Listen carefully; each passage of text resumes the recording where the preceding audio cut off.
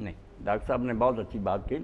وہاں جو ہے نا وہی حوالات میں ہوگا جو سزا کے لائق ہے. مقدمہ تو بعد میں چلے گا نا. جائیں کاغذ جب دیکھتے ہیں پوچھتے ہیں چیزیں جو لائق ہے جس کا انجام برا ہونا وہی دیں گے. مشکوک نہیں. وہاں دنیا کا حال ہے کہ یہ پوری واقفیت نہیں نا.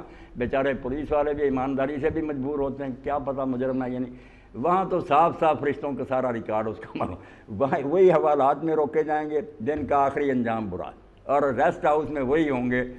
اس لیے حضرت عثمان غنی رضی اللہ کے بارے میں آتا ہے کہ وہ جنت دوزخ کا ذکر سن کر اتنا نہیں روتے، مگر جب قبر کی بات ہوتی تھی تو اتنا روتے داڑھی مبارک تر ہو جاتی.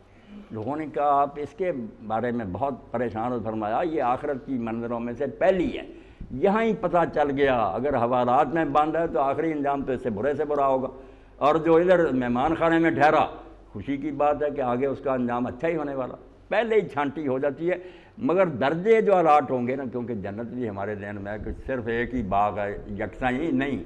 اللہ کے رسول علیہ السلام نے فرمایا 100 جنت ہے 100. اور وہ جنت بھی یہ نہیں کہ یہ اور دوسری منزل جیسے بینکوں کی عمارتیں. یہ زمین جیسی ہے یہاں جنت. جتنا فاصلے پر آسمان ہے وہاں دوسری اتنے ہی فاصلے پر تیسری 100. اور سب سے آخری ہے فردوس. اس لیے اللہ کا جہان غیر محدود ہم نہیں جان سکتے. اور اب تو جوں علم ترقی کر رہا، چلو ان ڈیریوں کی وجہ سے جو دوربینیں ایجاد ہو رہی ہیں یہ خود مانتے ہیں کہ ہمیں کائنات کی وسعت کا کوئی پتہ نہیں، کتنی کہکشائیں کتنے جہان. اس لیے جنت کے بارے میں پریشان نہیں ہونا چاہیے کہ 100 کیسے دنیا بن گئی. تو آخری فردوس ہے. اب جو جنت میں جائیں گے ان کا بھی فیصلہ ہوگا کہ نیچے کی جنت میں رہیں دوسری میں رہیں. اور انبیاء رسول جو ہیں وہ آخری میں ہوں گے.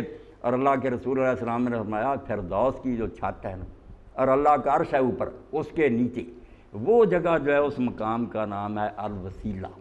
اور وہ صرف ایک بندے کو ملے گی پوری مخلوق میں سے. تو آپ نے فرمایا امید تو ہے کہ وہ بندہ میں ہی، مگر تم میرے لیے نماز اذان کے بعد دعا کرو صلی اللہ علیہ الوسیلہ.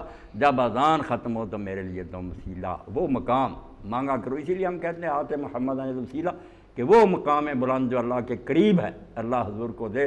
فرمایا میں پھر تمہاری سفارش کروں گا. اگر تم میرے لیے دعا کرتے رہے میں شفاعت کروں گا. تو اس لیے جیسے مہمان خانے میں ٹھہر گئے لوگ، مگر آگے جو منظر ہے نا یہ قیامت کے دن فیصلہ ہوگا کہ کس سٹوری پر یہ جائے. اور مجرموں کا بھی ہوگا کہ کس وارڈ میں نے بھیجا. جہنم بھی بہت درکات بڑے طبقے اس کے اللہ پناہ دے، کہیں سختی ہے کہیں نرمی. اس لیے بعض وقت لوگ پوچھتے ہیں یہ کافر ہیں ان میں سے کئی شریف آدمی. کافر ضرور ہیں مگر شریف ہیں، ہسپتال بناتے ہیں مدارس بناتے ہیں. تو یہاں بھی لوگوں کو پریشانی ہوتی ہے کہ یار کافروں کو آگ میں اللہ ڈال دے.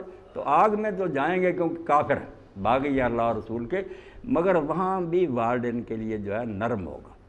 حضور نے فرمایا کئی ایسے ہوں گے جن کی صرف جوتی آگ کی ہوگی باقی وہ بچے ہوں گے.